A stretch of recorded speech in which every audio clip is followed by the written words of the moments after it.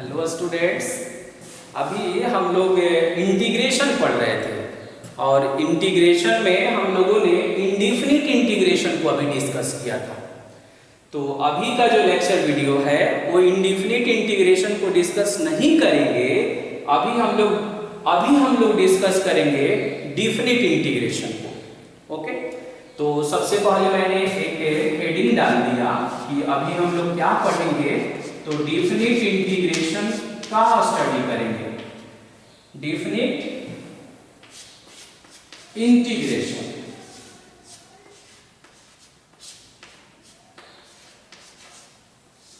अब आपके दिमाग में ये बात आ रही होगी कि इनडिफिनिट इंटीग्रेशन और डिफिनिट इंटीग्रेशन में मेजर डिफरेंस क्या है।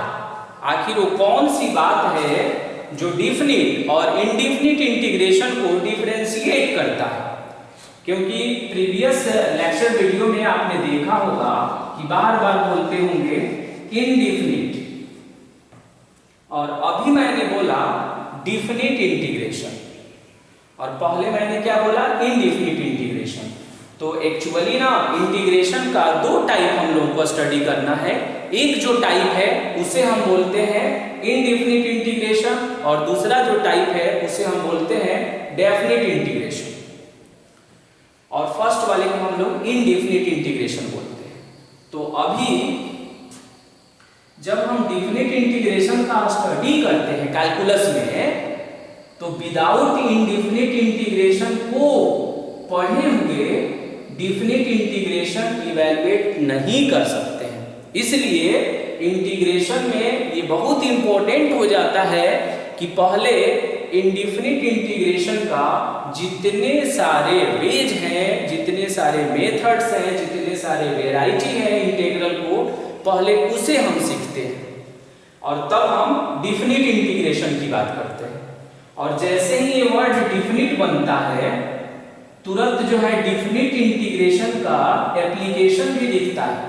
यानी जस्ट आप देखेंगे कि जब हम डिफिनिट इंटीग्रेशन कंप्लीट कर लेंगे, उसके बाद हम लोग ये पढ़ेंगे ना कि डिफिनिट इंटीग्रेशन का यूज कहाँ है, या यूं कहें कि डिफिनिट इंटीग्रेशन का यूज करके हम क्या कैलकुलेट कर सकते हैं। जैसे आप लोगों ने प्राइमरी सेक्शन में पढ़ा कि सर्कल का एरिया जो है पाई आर स्क्वायर होता है, बहुत ही फेमस फॉर्मूला है। और उसके बाद आप देखेंगे कि हम इसमें ना आपको ये सिखाएंगे कि सर्कल का एरिया पाई आर स्क्वायर कैसे होता है। पाई आर स्क्वायर तो आपने पढ़ लिया, बहुत दिनों से आप पढ़ते हुए आ रहे हैं, लेकिन हम आपको यहाँ सिखाएंगे डिफिनिट इंटीग्रेशन का यूज करके कि सर्कल का एरिया पाई आर स्क्वायर कैसे होता है, वो हम आपको प्रूफ करके दिखाएंगे। आपने पढ़ा कि सिलेंडर का volume pi r square h होता है, और हम आपको डिफिनिट इंटीग्रेशन का यूज करके दिखाएंगे कि उसका volume pi r square h कैसे होता है। इसका मतलब ये हुआ कि डिफिनिट इंटीग्रेशन का एप्लीकेशन भी पढ़ना है। यानी कैलकुलस में जब हम इंटीग्रेशन जब हम लोगों ने स्टार्ट किया, तो पहले हमने इंडिफिनिट इंटीग्रेशन का बहुत सारा लेक्चर वीडियो हमने कंप्लीट किया। फिर हम आए डिफिनिट इंटीग्रेशन में, तो डिफिनिट इंटीग्रेशन का स्टडी करना है। फिर डिफिनिट इंटीग्रेशन का यूज करके, और मुझे डिफिनिट इंटीग्रेशन का यूज करके और क्या क्या हम कर सकते हैं। जैसे मैंने बोला कि सर्कल का एरिया प्रूफ कर सकते हैं, सिलेंडर का वॉल्यूम कैलकुलेट कर सकते हैं डिफिनिट इंटीग्रेशन का यूज करके। अब है कि ये जो डिफिनिट इंटीग्रेशन मुझे स्टडी करना है, ये कैलकुलस में पढ़ना है। कैलकुलस का ये पार्ट है, और कैलकुलस में हम लोग क्या पढ़ रहे हैं, इंटीग्रल कैलकुलस पढ़ रहे हैं, और इंटीग्रल कैलकुलस में डिफिनिट इंटीग्रेशन को डिस्कस कर रहे हैं। तो जब हम डिफिनिट इंटीग्रेशन का स्टडी करते हैं, तो इसका दो वेराइटी है डिफिनिट इंटीग्रेशन का। एक जो वेराइटी है वो नॉर्मल डिफिनिट इंटीग्रेशन उसको कहा जाता है, और एक जो है, इसका दो वेराइटी मैंने बोला। तो फर्स्ट जो इसका वेराइटी होता है उसको हम बोलते हैं नॉर्मल, और डिफिनिट इंटीग्रेशन को हमने शॉर्ट में लिख दिया नॉर्मल डिफिनिट इंटीग्रेशन। और सेकंड जो इसकी वैरायटी है उसको हम बोलते हैं प्रॉपर्टी बेस्ड।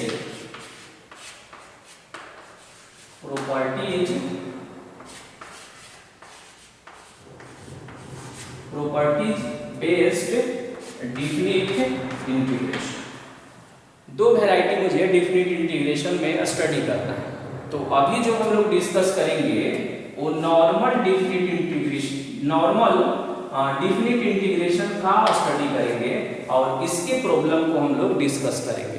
तब हम लोग प्रॉपर्टी की बात करेंगे और उस प्रॉपर्टी पे आधारित डिफिनिट इंटीग्रेशन का स्टडी करेंगे। अब है कि सबसे पहली बात ये आ रही थी डिस्कशन में कि what is the meaning of definite integration. जैसे इनडिफिनिट इंटीग्रेशन में हम लोगों ने सीखा था कि इनडिफिनिट इंटीग्रेशन में जो साइन ऑफ इंटीग्रल होता है वो लोअर लिमिट और अपर लिमिट को कंटेन नहीं करता है। लेकिन जैसे ही हम डिफिनिट इंटीग्रेशन में आते हैं फर्स्ट क्वालिटी ये आता है कि definite integration contain lower limit and upper limit. Okay, तो फर्स्ट हम इसका एक रिमार्क बना देते हैं कि डिफिनिट इंटीग्रेशन DI जो हम लिख रहे हैं ये डिफिनिट इंटीग्रेशन समझना है। तो डिफिनिट इंटीग्रेशन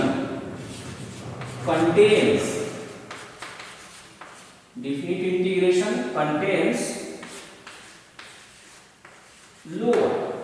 लोअर को हम इंफेरियर भी बोलते हैं। इसमें inferior limit and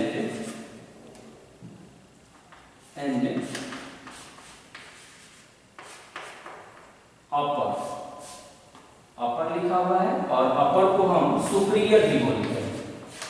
सुपीरियर आप लिख लेंगे वहां, सुपीरियर लिमिट, सुपीरियर और हम लिमिट। यानी पहली क्वालिटी ये मैंने बताया कि डिफिनिट इंटीग्रेशन जो है वो लोअर लिमिट यानी इंफेरियर लिमिट और अपर लिमिट यानी सुपीरियर लिमिट को ये कंटेन करता है। इसलिए आप देखेंगे कि ये जो इंटीग्रल लिखा हुआ है इसका इंफेरियर लिमिट 0 है और सुपीरियर लिमिट π/2 है। यानी लोअर लिमिट 0 है और अपर लिमिट π/2 है। तो ऐसा सिचुएशन कहलाएगा कि ये डिफिनिट इंटीग्रेशन है। वहीं अगर हम यहाँ से 0 और π/2 को एडिट कर दें तो 0 और π/2 को अगर एडिट कर देंगे तो कहेंगे कि इंटीग्रल का साइन जो है लोअर लिमिट और अपर लिमिट को कंटेन नहीं करता है, तो वो कहलाएगा इनडिफिनिट इंटीग्रेशन। ओके, तो पहली क्वालिटी क्या है कि डिफिनिट इंटीग्रेशन जो है वो लोअर लिमिट और अपर लिमिट को कंटेन करता है। अब जब हम इसके क्वेश्चन को करते हैं तो इसके क्वेश्चन को इवैल्यूएट करने का जो मेथड होता है वो इनडिफिनिट इंटीग्रेशन की तरह ही होता है। क्या चेंज हो जाता है उसकी बात करेंगे हम। चेंज की जब हम बात करते हैं तो डिफिनिट इंटीग्रेशन का प्रॉपर्टीज एक हमको स्टडी करना होगा। एक प्रॉपर्टी पढ़कर हम नॉर्मल डिफिनिट इंटीग्रेशन पढ़ेंगे और इसकी और सारी प्रॉपर्टीज पढ़कर सेकंड वाले पार्ट को हम लोग करेंगे। तो एक जो है जो नॉर्मल डिफिनिट इंटीग्रेशन में जरूरत है उसको पहले हम लोग देखते हैं कि वो क्या है। तो प्रॉपर्टीज हम लोग पढ़ रहे हैं, यानी मेरा हेडिंग है प्रॉपर्टीज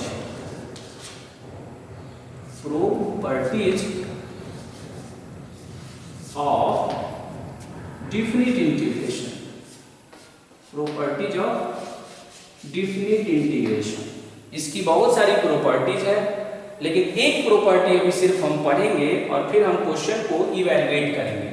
तो एक प्रॉपर्टी क्या है, आखिर क्यों इतना महत्वपूर्ण है कि बिना उसको जाने हम इंटीग्रेशन का स्टडी कर ही नहीं सकते हैं डिफिनिट इंटीग्रेशन का।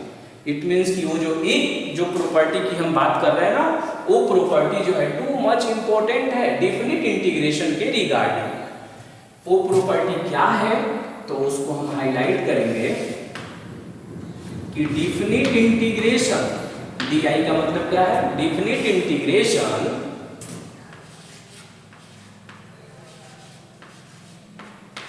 does not, definite integration does not contain, definite integration does not contain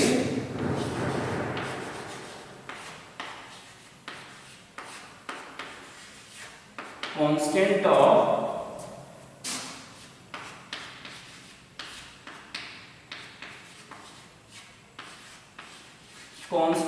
integration. आप देखते होंगे कि जब हम इंडेफिनिट इंटीग्रेशन को जब हम इवैल्यूएट करते होंगे तो एक चीजें जो बार बार उसमें हम अटैच करते होंगे और वो था कांस्टेंट ऑफ इंटीग्रेशन। यानी कोई भी इंडेफिनिट इंटीग्रेशन अगर हम इवैल्यूएट करेंगे तो ये बहुत ही नेसेसरी है कि उसमें कांस्टेंट ऑफ इंटीग्रेशन को अटैच करते हैं। लेकिन डेफिनिट इंटीग्रेशन कहता है कि definite integration does not contain constant of integration. पहला ही डायलॉग ये बोलता है कि definite integration constant of integration को कंटेन नहीं करता है। अब है कि ये बात तो हमने बोल दिया कि डेफिनिट इंटीग्रेशन में प्लस सी अटैच नहीं करना। जैसे पहले हर क्वेश्चन को इवैल्यूएट करने के बाद लास्ट में प्लस सी हम अटैच करते थे और उस प्लस सी को कांस्टेंट ऑफ इंटीग्रेशन कहते थे। लेकिन जस्ट मैंने यहां पर उस बात का रिवर्स बोला है कि डेफिनिट इंटीग्रेशन जो है कांस्टेंट ऑफ इंटीग्रेशन को कंटेन करता ही नहीं है। यानी डेफिनिट इंटीग्रेशन में प्लस सी की जरूरत पड़ती ही नहीं है। तो आप जानना चाहेंगे कि क्यों ऐसा होता है। Definite integration constant of integration को कंटेन क्यों नहीं करता। ओके, तो इसके रिगार्डिंग एक एक्सप्लेनेशन हम आपको बताएंगे, एक एक्सप्लेनेशन देंगे जिससे ये क्लियर होगा कि definite integration constant of integration को कंटेन नहीं करता है। और वो एक्सप्लेनेशन आप ध्यान से देखेंगे क्योंकि ये बहुत ही इंपॉर्टेंट है। इस तरह से कहीं लिखा हुआ है a to b है और f है, डैश x है और dx है, ऐसा कहीं लिखा हुआ है। और इस इंटीग्रल को हमने कैपिटल I एज्यूम किया है। आपको मालूम है कि dx इस बात को इंश्योर करता है कि किसके रेस्पेक्ट में इंटीग्रेट करना है। f डैश x को इंटीग्रैंड बोला जाता है। प्रीवियस लेक्चर वीडियो से ये कनेक्टेड है कि f डैश x जो है इंटीग्रैंड कहलाता है। इंटीग्रैंड ये साइन ऑफ इंटीग्रल है, ये इंफेरियर लिमिट है और ये सुपीरियर लिमिट है। ऐसा कुछ सिचुएशन है। आपको मैंने ये भी बताया कि जब ये इंटीग्रेट होता है तो ये ऐसा ऑब्टेन होता है। इंडेफिनिट इंटीग्रेशन में आपने पढ़ा कि fx प्लस c होता है। तो ये इंटीग्रेट तो हो गया। तो जब ये इंटीग्रेट हो जाता है तो ये दोनों कहाँ जाएगा। तो इन दोनों को लिखने का तरीका है कि बड़े ब्रैकेट से इनक्लोज कर लीजिए, स्क्वायर ब्रैकेट इसको कहा जाता है। स्क्वायर ब्रैकेट से इसको इनक्लोज करिए। और भी बहुत सारे फॉरेन राइटर में देखिएगा कि सिंपली ऐसे ही एक लाइन यहाँ पर खींच कर और लोअर और अपर को वहाँ फिट कर देते हैं। बट यहाँ देखेंगे यहाँ के जो इंडियन राइटर है वो जनरली इस तरह का सिंबल यूज करते हैं और जो लोअर है उसको लोअर में, जो अपर है उसको अपर में अटैच कर देते हैं। अगर ये क्वेश्चन इंडेफिनिट इंटीग्रेशन का होता तो यहीं पर ये समाप्त हो जाता। न तो ये बड़े वाले ब्रैकेट को बनाते, न तो इंफेरियर लिमिट को लिखते और न ही सुपीरियर लिमिट को लिखते और यहाँ पर हम लिख देते कि ये इवैल्यूएट हो गया। बट यहाँ वैसे नहीं करना है। तो क्या किए हमने इसको इंटीग्रेट करके fx प्लस सी लिखा। अब आप कहेंगे कि कैसे आपने fx प्लस सी लिख दिया। तो हम कहेंगे कि इस बात को समझने के लिए इंडेफिनिट इंटीग्रेशन का 01 लेक्चर आपको देखना चाहिए। 01 लेक्चर में हमने इस बात का काफी डिस्कशन किया है कि अगर ये f डैश x है और इसको इंटीग्रेट करना है तो ये एफ एक्स प्लस सी आता है। एफ डैश एक्स इंटीग्रेंड कहलाता है, एफ एक्स प्लस सी इंटेग्रल कहलाता है, सिर्फ सी कांस्टेंट ऑफ इंटीग्रेशन कहलाता है और होल प्रोसेस इंटीग्रेशन कहलाता है। ओके, अब इसके बाद से इसे सॉल्व करने का क्या क्राइटेरिया होगा, इस ब्रैकेट को कैसे हटाएंगे और ए और बी को कहाँ एडजस्ट करेंगे, इसका क्या टेक्निक बताई गई। तो इसको डिफाइन ऐसे किया गया कि जो वेरिएबल है, वेरिएबल मीन्स आप किसके रेस्पेक्ट में कर रहे थे, तो आप बोलेंगे एक्स के रेस्पेक्ट में कर रहे थे, तो एक्स यहाँ वेरिएबल है, तो एक्स के जगह पर एक बार अपर लिमिट लिखिए। जहां एक्स है वहां क्या लिखना है, अपर लिमिट लिखना है। तो क्या आएगा, एफ बी प्लस सी आएगा, सी रहेगा साथ में। हम आपको अभी ये बताना चाह रहे हैं कि आखिर सी क्यों डिलीट हो जाता है पूर्णतः, ये मेरा डिस्कशन का मैटर है। तो क्या कहा हमने कि जहां पर x है वहां पर अपर लिमिट रखेंगे, तो जहां x है वहां अपर लिमिट रखेंगे तो क्या होगा, एफ बी और प्लस में क्या है सी, और फिर यहां लिखिएगा माइनस। कहिएगा कैसे पता लगता है आपको माइनस लिखना है, तो ऐसा डिफिनिट इंटीग्रेशन को ऐसे ही डिफाइन ही किया गया है कि जब वो फंक्शन इंटीग्रेट हो जाए तो इनपुट में एक बार अपर लिमिट रखिए माइनस इनपुट में एक बार लोअर लिमिट सप्लाई करिए। अब कहेंगे इनपुट क्या बोल रहे हैं, तो इनपुट हम उसे कहते हैं जिसके रेस्पेक्ट में फंक्शन इंटीग्रेट होता है। तो क्या ऑब्टेन होगा, जहां x है यानी जो इनपुट है उसमें लोअर लिमिट को सब्स्टिट्यूट करिए, जहां x है वहां a पुट कर दीजिए। अब इसे सिंप्लीफाई करिए तो देखेंगे c से c कट जाएगा, कहेंगे कैसे, प्लस c से प्लस c कैसे कटेगा, तो एक्चुअली ना इस ब्रैकेट के पहले माइनस है तो दोनों का साइन चेंज करेगा ना। अब आप भूल सकते हैं कि फाइनली आपने क्या ऑब्टेन किया, आपने ऑब्टेन किया एफ बी और माइनस में कितना एफ ए। इस रिजल्ट को देखकर कोई भी कह सकता है कि हाँ ये कांस्टेंट ऑफ इंटीग्रेशन से फ्री है। इस रिजल्ट में देखेंगे, ये जो रिजल्ट आप देख रहे हैं इसमें कहीं कांस्टेंट ऑफ इंटीग्रेशन है, तो आपका आंसर होगा कि नहीं, कांस्टेंट ऑफ इंटीग्रेशन नहीं है। तो हम इसको लिख सकते हैं कि it is free, it is free from constant of integration. यानी जो रिजल्ट हमने ऑब्टेन किया उसमें हमने सी को तो लेकर मूव किया बट बाद में सी जो है डिलीट हो गया। ये डिस्कशन हमको इम्फेसाइज करता है इस बात को मानने के लिए कि definite integration constant of definite integration does not contain constant of integration, यानी डिफिनिट इंटीग्रेशन जो है वो कांस्टेंट ऑफ इंटीग्रेशन को कंटेन नहीं करता है। ओके, तो इस तरह से हमने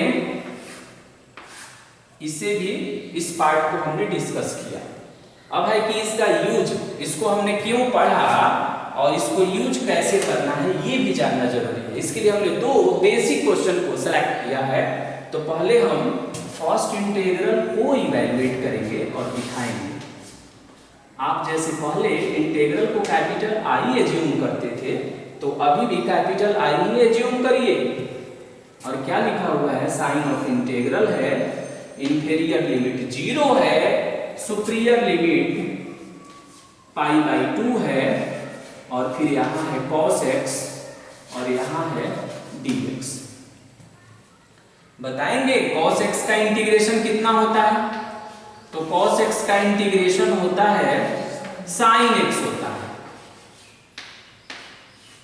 आप कहेंगे कि प्लस में c नहीं लिख रहे, तो अब आप बताइए कि अभी तो हमने डिस्कस किया था कि c लिख सकते हैं बट बाद में वो एलिमिनेट हो जाता है, तो फिर वहां पर क्यों झंझट इस बात का। जब हम इस प्रॉपर्टी को जान गए, सीख गए इस प्रॉपर्टी को कि definite integration constant of integration को कंटेन नहीं करता है, उसको डिजर्व नहीं करता है तो फिर यहाँ प्लस सी लिखने का कोई मीनिंग ही नहीं है। अगर हम प्लस सी लिख भी देंगे ना तो अगले वाले स्टेप में डिलीट हो जाएगा, तो बार बार ये गेम हम नहीं खेलेंगे कि लिखेंगे और 2 स्टेप के बाद वो डिलीट कर देंगे। इस बात से बचने के लिए हमने इस प्रॉपर्टी को डिस्कस किया। ये प्रॉपर्टी हमें ये लर्न कराया, ये फील कराया कि definite integration constant of integration को पॉजेस नहीं करता है, कंटेन नहीं करता है, डिजर्व नहीं करता है, तो प्लस सी हम बार बार नहीं लिखेंगे। ओके, और इसे बड़े ब्रैकेट से इनक्लोज कर दिए, 0 लिख दिए और सुपीरियर लिमिट π/2 लिख दिया।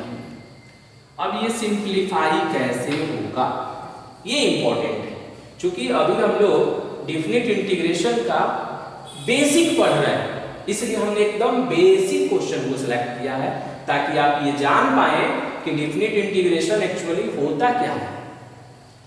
अब क्या बताया, ये इसका जो प्रॉपर्टी है, इस आधार पर इसने कहा कि इनपुट के जगह पर अपर लिमिट रखिए, इनपुट के जगह पर अपर लिमिट रखिए माइनस इनपुट के जगह पर लोअर लिमिट रख दीजिए, और हो गया।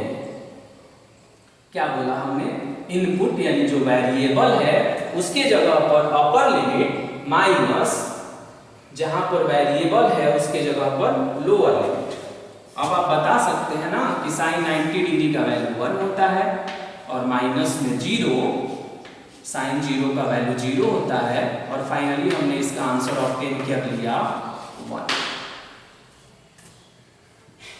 एक और बात आप देखते होंगे कि इंडेफिनिट इंटीग्रेशन में मेथड बदलने से आंसर बदल जाता था। देखे होंगे, ये बहुत ही डिस्कशन का मैटर रहा मेरे स्टडी में कि मेथड बदल देने से इंडेफिनिट इंटीग्रेशन में उसका आंसर बदल जाता है, लेकिन डिफिनिट इंटीग्रेशन में ऐसा नहीं है। मेथड बदल देने से इसका आंसर नहीं बदलता है, यानी इसमें हमेशा ध्यान रखिएगा कि इसका आंसर जो है वो फ्लक्चुएट नहीं करता है, थोड़ा सा भी नहीं करेगा। अगर ये 1 आया है तो किसी भी मेथड से ये इंटीग्रेट होगा तो 1 ही आएगा, कोई अदर नहीं आ सकता है। ये भी इसका बेनिफिट है। ओके, अब हम सेकंड इंटीग्रल को इवैल्यूएट करते हैं। सेकंड इंटीग्रल है 0 से π/4 है, और ये है √1 माइनस और साइन 2x है dx। इसका आइडेंटिटी हमने प्रीवियस लेक्चर वीडियो में कई जगह इसका यूज किया था, फिर भी एक बार और हम उस आइडेंटिटी को यूज करना चाहेंगे। 1 है तो 1 के लिए हमने लिख दिया साइन स्क्वायर x और प्लस में कॉस स्क्वायर x और माइनस साइन 2x का फॉर्मूला आइडेंटिटी, तो 2 साइन x है और इनटू में कॉस x होता है, और वहां dx भी है, यहाँ पर dx भी है, ये ध्यान रखें। Okay, sine square x plus cos square x trigonometrical identity है, 1 होता है, और साइन 2x का आइडेंटिटी ये लिख दिया हमने। इसे देखकर कुछ फील हो रही है आपको? ऐसा लग रहा है क्या कि a माइनस बी का होल स्क्वायर है ये, तो कितना बन जाएगा ये? a माइनस बी का अगर ये होल स्क्वायर है तो ये बनेगा साइन x और माइनस में cos x का होल स्क्वायर होगा और dx होगा। अब ये रूट से बाहर आएगा। मैंने आपको बताया था कि आप हमेशा इस बात का ध्यान रखेंगे कि जब भी रूट से बाहर आएगा कोई चीज तो सिंपली बाहर नहीं आएगा, विद मोड आएगा। यानी यहां पर आप लिखेंगे मॉड साइन x माइनस में cos x और ब्रैकेट क्लोज, और ये होगा dx। आप बताएंगे कि मोड क्यों लगाई जाती है? बताइए कुणाल जी, यहाँ मोड क्यों लगाई जाती है? बिना मोड के भी तो हम लिख सकते थे ना। रूट के अंदर हमेशा पॉजिटिव। हाँ, किसी भी किसी भी नंबर का वर्गमूल जो है वो हमेशा धनात्मक होता है। A square root of a number can never negative, ऐसे डायलॉग बोलता है, इसीलिए मोड को हम यूज करते हैं। मोड इस बात को इंश्योर करता है कि इसे पॉजिटिव रखना है। अब दूसरी रिस्पॉन्सिबिलिटी मेरी ये आ जाती है कि मोड के इनसाइड में जो लिखा हुआ है, देखिएगा ध्यान से, बहुत ही कॉन्सेप्चुअल है, इसके बारे में जानना कि इट इज पॉजिटिव और नेगेटिव, मतलब कि ये पॉजिटिव है या नेगेटिव है 0 से π/4 के बीच में। 0 से π/4 के बीच में sin x minus cos x जो है ये पॉजिटिव आएगा कि नेगेटिव आएगा। इसके लिए आपको एक क्लू बताते हैं। 0 से 45 डिग्री के बीच में आपको थिंकिंग करना है। तो 0 से 45 डिग्री के बीच में हम एक टेबल बनाएंगे आपको समझाने के लिए। 0 डिग्री, 30 डिग्री और एक एंगल हम खुद ले लेते हैं 45 डिग्री, क्योंकि इन सब की वैल्यू आपको मालूम है। अब आते हैं साइन ले लेते हैं। साइन 0 की value 0, sine 30 degree 1/2, sine 45 degree 1/2 होता है। कॉस का देखिएगा, cos 0 1, cos 30 degree √3/2, cos 45 degree 1/√2। इसको ग्राफिकल अप्रोच से भी डिस्कस कर सकते हैं, बट आपके लिए एक सिंपल आइडिया हमने लिख दिया। कहिएगा कि इस टेबल को बनाकर आप क्या बताना चाहते हैं। एक्चुअली ना मेरा दिमाग ये घूम रहा है, इस बात को सोचने के लिए रोटेट कर रहा है कि cos sin x minus cos x positive होगा या नेगेटिव होगा। इस बात को मुझे जानना है। जब तक हम जानेंगे नहीं ये मोडुली का साइन हटेगा ही नहीं, और मोडुली का साइन जब तक हटेगा नहीं ये इंटीग्रेट ही नहीं होगा। ओके, चलिए एक हम अब आइडिया लेते हैं। sin x minus cos x की बात करते हैं। sin x minus cos x, कोई एक एंगल आप लीजिए इसमें से, कोई भी एक एंगल 0 डिग्री पर ही सोचते हैं। मान लीजिए क्या सोचते हैं 0 डिग्री, तो 0 डिग्री 0 और π/4 के बीच के लिए हम सोच रहे हैं। तो sin 0 0, cos 0 1, क्या आया -1 आया, यानी sin x minus cos x negative है, ऐसा कहना है 0 वाले का। 15 डिग्री भी लेकर हम देख सकते हैं, बट ये इसलिए लिखा कि ये सिंपल वैल्यू है और ये वैल्यू सबको लागू है। फिर भी और ट्राई करते हैं, एक और वैल्यू बोलिए 30 डिग्री। sin 30 डिग्री का वैल्यू 1/2, cos 30 डिग्री का वैल्यू √3/2। सिंप्लीफाई करिए, सिंप्लीफाई करेंगे तो नेगेटिव आएगा। अब कैसे, एलसीएम 2 हो जाएगा तो 1 माइनस √3 होगा, और √3 का वैल्यू 1.732 होता है, तो 1 माइनस 1.732 नेगेटिव आएगा, और इस पर तो 0 हो जा रहा है। इसका मतलब ये हुआ कि 2 पर तो हमने चेक कर लिया, और 2 का इलस्ट्रेशन ये बता रहा है कि 0 से π/4 के बीच में sin x minus cos x negative होता है। क्या होता है, नेगेटिव होता है। जैसे sin 15 degree minus cos 15 degree निकालेंगे तो भी नेगेटिव आएगा। आप कैलकुलेटर, साइंटिफिक कैलकुलेटर से भी देख लीजिएगा आप करके। sin 5 degree minus cos 5 degree निकालेंगे तो भी नेगेटिव आएगा। इसका मतलब ये हुआ कि cos बड़ा होता है sin से। कब, 0 से 45 डिग्री के बीच में। देखिए ना, sin 0 0 है और cos 0 1 है, कोई भी कहेगा कि cos बड़ा है। sin 30 1/2 और cos 30 √3/2, तो √3/2 को जब डेसिमल में करेंगे तो 0.86 आता है, और इसको करेंगे तो 0.5 आएगा, बड़ा है। इसका मतलब ये हुआ कि मोड के इनसाइड में क्या है, नेगेटिव है। तो नेगेटिव है तो क्या होगा, मोड हटेगा लेकिन उसके पहले माइनस लग जाएगा, तो sin x minus cos x हो गया, dx हो गया। माइनस से मल्टीप्लाई कर दीजिए, तो माइनस से मल्टीप्लाई करेंगे तो कितना हो जाएगा, साइन एक्स हो जाएगा,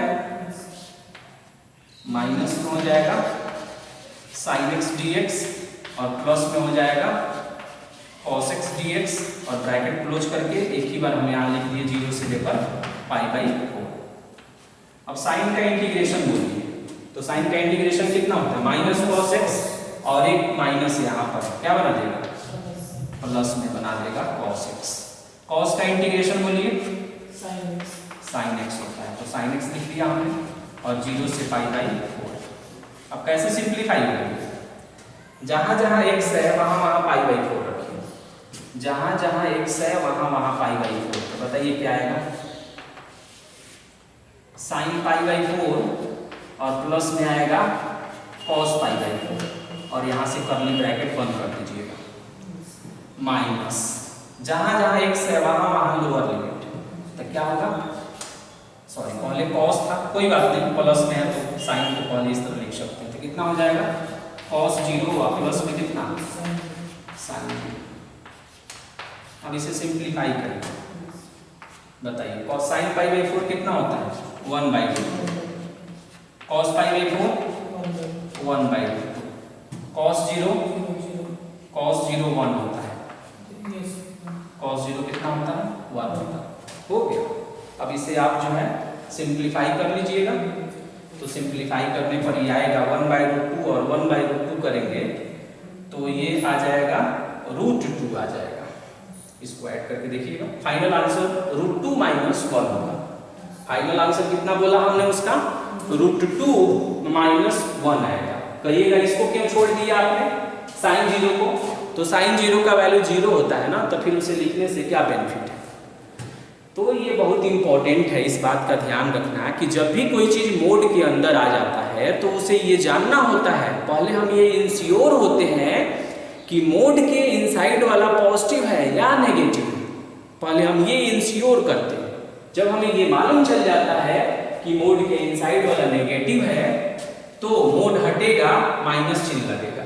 अगर ये कंफर्म हो जाए कि ये पॉजिटिव है इस इंटरवल में, तो मोड हटेगा और यहाँ प्लस लिखते हैं। यही इसका कॉन्सेप्ट बूस्टर है। तो हमेशा इस बात का ध्यान रखेंगे डेफिनिट इंटीग्रेशन में, डेफिनिट इंटीग्रेशन में मोड का बहुत ही महत्व है। मोडुली जो है ये बहुत ही इंपॉर्टेंट रोल प्ले करता है डेफिनिट इंटीग्रेशन में। क्यों? क्योंकि आपको मालूम चल गया है कि उसे यूं ही नहीं हटाते हैं, उसे हटाने के लिए कुछ क्राइटेरिया है। हम ये देखते हैं कि इस इंटरवल में यानी 0 से π/4 के बीच में इसका क्या नेचर है, और वही नेचर डिसाइड करता है कि ये पॉजिटिव है या नेगेटिव है। और भी इसके बहुत सारे तरीके से बता सकते हैं। तो अभी हम लोग का फर्स्ट ये डेमो है डेफिनिट इंटीग्रेशन का, और भी इसमें बहुत सारी बातें हम लोग सीखेंगे। अभी हम लोग क्या पढ़ रहे हैं, नॉर्मल डेफिनिट इंटीग्रेशन पढ़ रहे हैं। और नॉर्मल डेफिनिट इंटीग्रेशन के लिए एक प्रॉपर्टी हमने यहाँ पर इम्पोज किया, और उसी से आधारित हमने 2 क्वेश्चनों को इवैल्यूएट किया। ओके।